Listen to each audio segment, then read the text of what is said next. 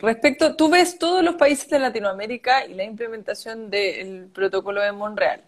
Quería preguntarte qué novedades en el fondo tiene nuestro país, Chile, en temas asociados a ozono. Novedad como algo nuevo, Claro, ¿en como qué algo líneas de investigación está? listo.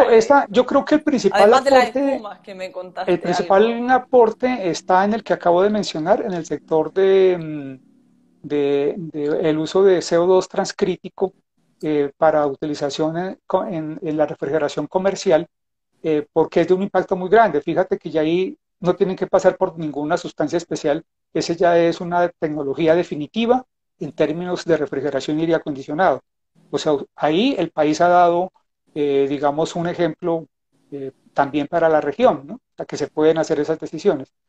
Hay que tener en cuenta que esa tecnología es muy costosa y allí lo que el país aprovechó fue una decisión de algunos empresarios que les pareció interesante meterse en esa tecnología y colocarse en la vanguardia de la región, ¿no? O sea, creo que eso es, digamos, también una felicitación en particular para ese sector de refrigeración y aire acondicionado del país que decidió meterse allí. Eh, el país ha hecho un esfuerzo grande también, la unidad de ozono del ministerio, en la capacitación de los técnicos. ¿Sí? Si bien no digamos que es un tema novedoso, en cuanto que no es nuevo, pero sí ha sido un tema sistemático. Ellos llevan 10 años o más haciendo capacitación con recursos del Protocolo de Montreal para capacitar a los técnicos en el mantenimiento de los Perfecto. sistemas de refrigeración y aire acondicionado. Ellos llevan una capacitación cerca de 5.000 técnicos, que también es una labor muy importante y hay que reconocerla.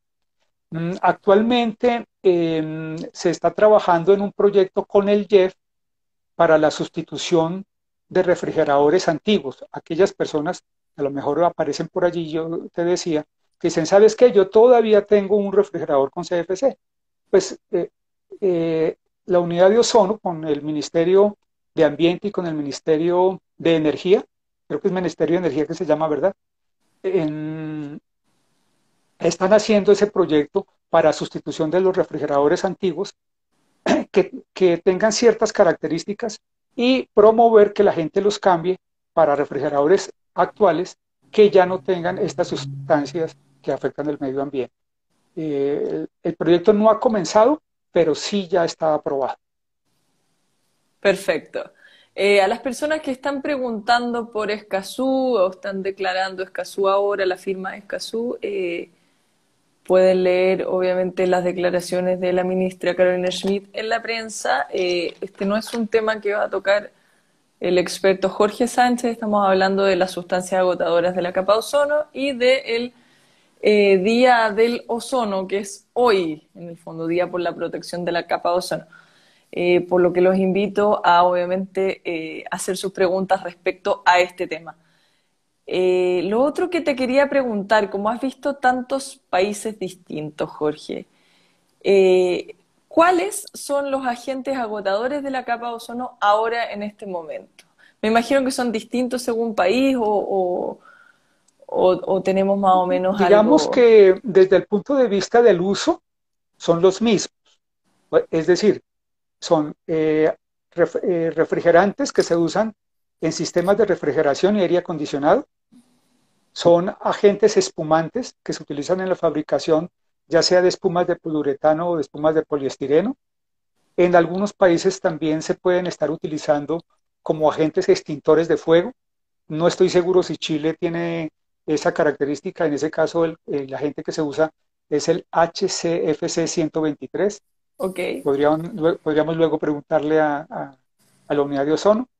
Eh, son básicamente esos. Bueno, hay una sustancia importante cada vez con menos uso, que es el bromuro de metilo. En alguna época es un plaguicida, es el único plaguicida controlado por el protocolo de Montreal.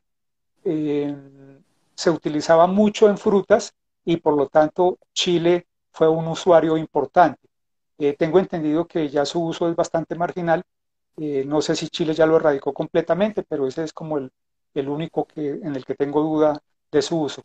En, como te decía, el uso de los clorofluorocarbonos se terminó en el 2010.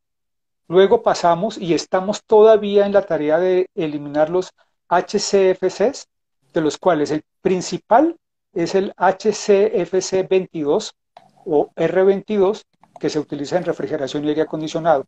Es la principal sustancia que está eliminando el mundo, Perfecto. incluyendo Chile. ¿Sí? Utilizada muchísimo en refrigeración comercial y en aire acondicionado. Son como las condiciones principales. En la refrigeración doméstica, Chile y la mayoría de los países eliminó el CFC12 y lo cambió por el HFC 134A. El HFC, como ya lo dijimos, es una sustancia que no es destructora de la capa de ozono, pero sí es gas efecto invernadero. Por lo tanto, es tarea de la siguiente fase, con la enmienda de Kigali. Cuando comenzará en el año 2024, aunque ya estamos en todos los procesos de hacer la organización político-administrativa, también empezará a ser cambiado. Jorge, tengo una pregunta aquí bien interesante que me hacen. Dos, en realidad. Dale. Tengo dos, pero la otra la voy a guardar mental. Bueno, leí por algún momento en que se estaba cerrando el agujero de la capa de ozono. ¿Cuál es el estado actual de la capa de ozono? Porque uno nunca sabe si esas noticias que te llegan son reales o no. Eh, la información que tiene el Programa de las Naciones Unidas para el Medio Ambiente es que desde el año 2000 a la fecha, hasta el 2020, ha habido una recuperación del 3% de la capa de ozono, o sea, el agujero se ha ido cerrando un 3% cada 10 años. O sea, Ah, al ok. 2010, o sea, cada década un 3%. O sea que a hoy, al 2020, estaríamos en promedio recuperando aproximadamente el 6%. Sin embargo, es importante tener en cuenta que como eso es un proceso que ocurre según la cantidad de cloro y de sustancias agotadoras de ozono que están en la atmósfera y según las condiciones de temperatura que hayan ocurrido ese año en particular, hay años que sube el agujero y hay años que baja. ¿Sí? El año pasado, por ejemplo, fue un año muy prometedor, digámoslo así. Se redujo el agujero de la capa de ozono, se redujo. Lo perdimos un... Ahí volviste, me quedaste ahí. Que no lo había tocado. Estabas diciendo algo muy interesante, que íbamos en el agujero de la capa de ozono. Sí, el agujero de la capa de ozono el año pasado se redujo al tamaño de 1970, lo cual fue muy prometedor, pero probablemente tuvo que ver con que la temperatura estratosférica, donde se forman las nubes estratosféricas, fue muy baja el año pasado. Entonces, Perfecto. va a depender mucho de las condiciones ambientales, de las condiciones atmosféricas, y su relación con el cambio climático también es muy importante. O sea, yo creo que vamos reduciéndola sosteniblemente, pero que alcanzar unos valores contundentes no se van a alcanzar antes del 2050. Perfecto, o sea, todavía falta. Sí, Va a exacto. estar más o menos en armonía con la descarbonización mundial y con todo Ojalá, ojalá, ojalá. sí, la carbono neutralidad que nos proponemos algunos Porque esa ha países sido y una todo. característica, 2050 va una, a ser un año clave. exacto. Una característica muy importante del Protocolo de Montreal, que no lo mencioné quizás, es que ha sido probablemente el acuerdo multilateral más eficaz, porque como te das cuenta, las sustancias se han eliminado sí o sí, o sea, no ha sido de cuento, o sea, se han eliminado las sustancias y se han hecho los cambios. Eso, digamos, tiene que ver con algunas particularidades, como por ejemplo que el protocolo ha tenido un fondo multilateral propio, un fondo, un dinero que aportan los países desarrollados para que los países en vías de desarrollo podamos hacer nuestras tareas. Eso no se ha podido hacer en otros convenios, ¿no? Perfecto. Jorge, aquí una persona me pregunta algo muy interesante. Un saludo a Luma Estilo Natural. Ella pregunta, o él, no lo sé, ¿cómo se regenera naturalmente la capa de ozono, el proceso químico? Me imagino que está preguntando. Ok, es un poquitín complicado, pero lo voy a tratar de simplificar. Digamos que el cloro que contienen estas sustancias es la que destruye el ozono en la parte superior. ese cloro dura un periodo de vida determinado en la atmósfera. Algunos dicen que una molécula de cloro puede durar en la atmósfera 100 años. Entonces, una vez que liberamos esa sustancia, va a durar muchísimo tiempo allá arriba.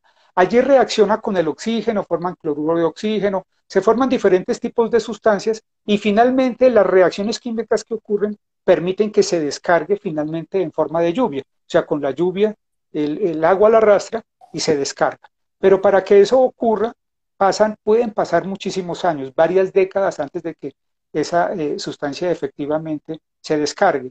El problema, y eso es aprovecho la pregunta para recordar un tema importante, una vez que causamos un daño en el medio ambiente, su recuperación no es instantánea. Fíjate que llevamos ya 3 décadas y media trabajando en la recuperación de la capa de ozono y apenas empezamos a ver una pequeña recuperación. Así es el problema con cambio climático. Si no empezamos ya, nos vamos a demorar varios siglos antes de lograr una recuperación verdadera, si es que la conseguimos. O sea, el problema de la contaminación química es ese. Cuando comienza, entre que comienzan los efectos y se toman las decisiones y se empieza a hacer una verdadera recuperación, puede ser a veces demasiado tarde.